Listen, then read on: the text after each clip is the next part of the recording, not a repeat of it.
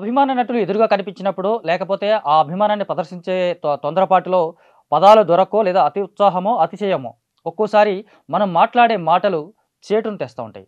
చాలా సందర్భాల్లో ఇలాంటి మాటలు కాకా పట్టే వాళ్ళు చేసేటువంటి సందర్భాల్లో వినిపిస్తూ ఉంటాయి.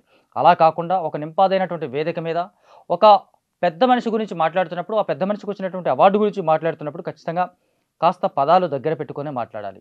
ఒక చిన్న పదం జారినా సరే అది అభాసు పాలవుతుంది. ఆ వ్యక్తి చేసినటువంటి ఆ వ్యాఖ్యలు ఖచ్చితంగా అతని క్యారెక్టర్‌ని డ్యామేజ్ చేసేలాగా ఉంటాయి. యెస్. లేటెస్ట్‌గా మెగాస్టార్ చిరంజీవికి వచ్చినటువంటి పద్మ విభూషణ్ అవార్డు గురించి మాట్లాడుతూ ఒకానొక దర్శకుడు చేసిన మాటలు చూస్తే అతనికి ఆ అవార్డు పట్ల ఉన్నటువంటి గౌరవం ఎప్పటిదో అర్థమవుతుంది. అలాగే చిరంజీవి గారి మీద ఉన్నటువంటి రెస్పెక్ట్ ఎంత పెద్దదో కూడా అర్థమవుతుంది. బట్ ఈ రెండిటిని కంపారిజన్ చేసినప్పుడు ఖచ్చితంగా అతను అవార్డుని విమర్శించాడు, అవమానించాడు అని మాత్రం ఖచ్చితంగా చెప్పాలి. అసలు ఏం జరిగింది అంటే, వరుణ్ తేజ్ నటించినటువంటి 'ఆపరేషన్ వాలంటైన్స్' అనే సినిమాకు సంబంధించినటువంటి ప్రీ రిలీజ్ ఫంక్షన్‌కి చిరంజీవి చీఫ్ గెస్ట్‌గా అటెండ్ అయ్యాడు. అదే ఫంక్షన్‌కి చాలామంది దర్శకులు వచ్చారు. ఇంకా ఇతర ఆర్టిస్టులు కూడా గెస్ట్‌లుగా అటెండ్ అయ్యారు.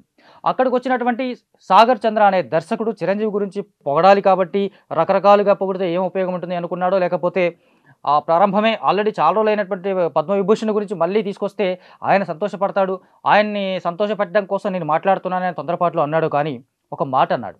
అందరికీ నమస్కారం సార్. చిరంజీవి సార్, మీరు ఇక్కడ రావడం చాలా ఆనందంగా ఉంది సార్. పద్మవిభూషణ్ మీకు రావడం చాలా ఆనందంగా ఉంది సార్. ఆ అవార్డు వల్ల మీకు కొత్తగా ఏమొచ్చిందో నాకు తెలియదు, కానీ దాట్ అవార్డ్కి ఆ రెస్పెక్ట్, ఆ కల్ట్ మీ వాళ్ళు వచ్చేది sir. Thank you so much. మా అందరి తరఫున అది మా అందరికీ వచ్చిందని మేము అందరం ఫీల్ అవుతున్నాం సార్. అది సాగర్ చంద్ర చేసినటువంటి వ్యాఖ్య. నిజమే, చిరంజీవి అంటే నీకు అభిమానం ఉండొచ్చు. చిరంజీవి అంటే అభిమానం ఉండదు ఎవరికి? చిరంజీవిని అభిమానించిన వాళ్ళు ఎవరుంటారు? కానీ భారతదేశానికి సంబంధించినటువంటి రెండో అత్యున్నత పురస్కారమైన పద్మవిభూషణ్ చిరంజీవి కంటే చిన్నదా? చిరంజీవి గౌరవం కంటే ఆ అవార్డు చిన్నదా? ఒక చిన్న అవార్డు చేసే ఏ ప్రొఫెషన్ అయినా సరే ఆ ప్రొఫెషన్ మెచ్చుకుంటూ ఆ ప్రతిభకు దక్కిన గౌరవంగా వచ్చేటువంటి ఒక చిన్న అవార్డు వస్తే అది ఎంత ప్రోత్సాహాన్ని ఇస్తుంది, ఎంత ఉత్సాహాన్ని ఇస్తుంది, ఎంతో సంతోషాన్ని ఇస్తుంది అన్న విషయం అందరికీ తెలుసు. ముఖ్యంగా సినిమా పరిశ్రమలో అవార్డుల కోసం అనేక అడ్డదారులు దొక్కే వాళ్ళు ఉంటారు. అది పద్మవిభూషణ్ కావచ్చు, పద్మభూషణ్ కావచ్చు, పద్మశ్రీ కావచ్చు, నంది అవార్డు కావచ్చు, ఆఖరికి ఫిలింఫేర్, సైమా ఇలాంటి అవార్డ్స్ అయినా కావచ్చు. ఈ అవార్డ్స్ కోసం అడ్డదారిలో ప్రయత్నం చేసి వాటిని సంపాదించిన వాళ్ళు ఉన్నారు. ఎందుకు? వాళ్ళకు గౌరవం కోసం. సమాజంలో గౌరవం ఇలాంటి అవార్డ్స్ వల్ల రాదు. ఇది సినిమాకు సంబంధించిన నంది అవార్డు, ఫిలింఫేరు, సైమా ఇలాంటి వాటి వల్ల సమాజంలో పెద్దగా అవార్డు రాదు. కేవలం వాళ్ళకి కళకి సంబంధించినటువంటి గుర్తింపుగా మాత్రమే ఆ అవార్డులు పరిగణించబడుతూ ఉంటాయి. బట్ పద్మశ్రీ, పద్మభూషణ్, పద్మవిభూషణ్, భారతరత్న ఇవి మన దేశ అత్యున్నత పురస్కారాలు. దేశానికి సంబంధించినటువంటి, దేశం మొత్తానికి తెలిసిన వ్యక్తులు వాళ్ళు చేసినటువంటి సర్వీస్కి సంబంధించినటువంటి మాత్రమే ఇచ్చేటువంటి పురస్కారాలు అవి. పద్మవిభూషణ్ అనేది చిరంజీవికి రీసెంట్గా వచ్చింది. ఆ అవార్డుకు సంబంధించి కూడా కొన్ని విమర్శలు ఉన్నాయి. చిరంజీవి కోరుకోలేదు, కావాలని బీజేపీ వాళ్ళు ఇచ్చారు, ఆయనకి ఎంపీ సీటు ఆఫర్ చేశారు ఉత్తరప్రదేశ్ నుంచి. ఆ కారణంగా పద్మవిభూషణ్ అనేది ఈయనకి ఎరగా వేశారన్న విమర్శలు కూడా వచ్చాయి. అవన్నీ పక్కన పెడితే ఆ అవార్డుకి చిరంజీవి అర్హుడా కాదా అన్న విషయం అందరికీ తెలుసు. చిరంజీవి నటుడుగానే కాకుండా సామాజిక సేవలోనూ ప్రజాసేవలోనూ ఎప్పుడు నిరంతరం ఉన్నారు. పార్టీలో ఉన్నారు, రాజకీయంగా ఉన్నారు, ఒక మంత్రిగా పనిచేశారు, కేంద్ర మంత్రిగా పనిచేశారు. అలాంటి వ్యక్తి పద్మవిభూషణ్ అవార్డు అందుకున్నారంటే అందరికీ సంతోషమే. కానీ చిరంజీవి కంటే పద్మవిభూషణ్ చిన్నది అని చెప్పడం మూర్ఖత్వం, అమాయకత్వం, తెలియనితనం. అంతకు మించి నీ అభిమానాన్ని చూపించుకోవడానికి నువ్వు దిగజారిన సందర్భం. ఎస్, పద్మవిభూషణ్ అనే అవార్డు చిరంజీవి కంటే 100 రెట్లు పెద్దది.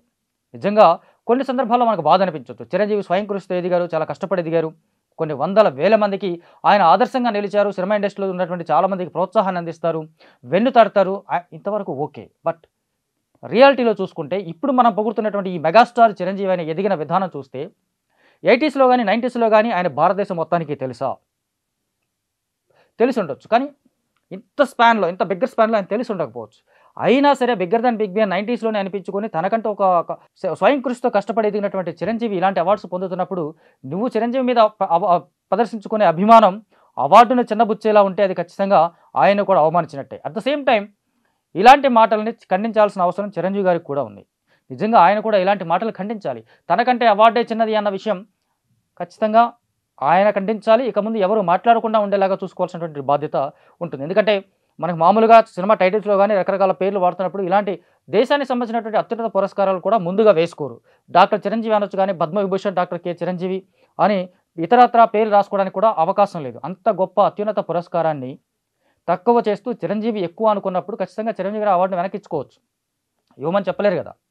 ఆయన తన స్వయం కృషికి, తన కష్టానికి దక్కిన ఫలితంగా ఆయన ఆనందపడుతూ ఉన్నాడు. అలాంటి ఆనందాన్ని కూడా ఆవిరి చేసేలాగా మీ అనవసరం మీ అభిమానాన్ని అత్యుత్సాహంగా ప్రదర్శించడం ఖచ్చితంగా మూర్ఖత్వం అవుతుంది. దయచేసి ఇలాంటి విషయాల్లో చిరంజీవి గారు కూడా ఇలాంటి అభిమానుల్ని వారించాల్సినటువంటి అవసరం ఎంత ఉంది. అలాంటి సందర్భాలు ఖచ్చితంగా వేదికల మీద చెప్తేనే కరెక్ట్గా రీచ్ అవుతాయి.